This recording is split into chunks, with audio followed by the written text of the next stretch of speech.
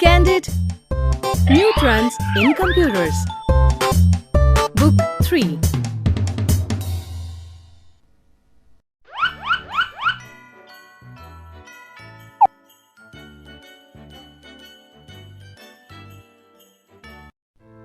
Lesson 3. Windows. Children, you have read that a computer cannot work without software. The software by which a computer can work and interact with us is called operating system. Operating system starts the computer and does all the jobs of computer.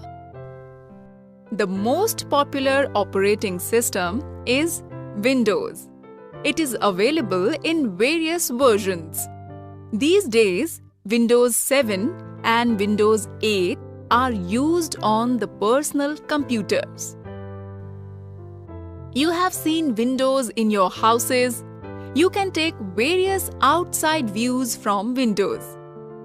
In the similar manner, Windows is a rectangular frame in computers through which we can see various programs. Desktop.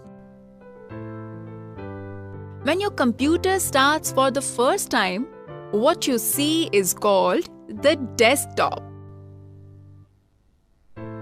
The desktop is divided into two areas.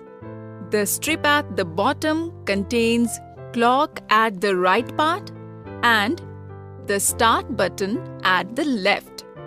This strip is called the taskbar. Taskbar. At the other space of the desktop, some other programs, files or folders will appear. The small labeled pictures of these programs, files and folders are called icons. When you double-click on an icon, it can open a specific program or a document. The desktop space contains a default background wallpaper. Let us see what can be at the desktop of Windows.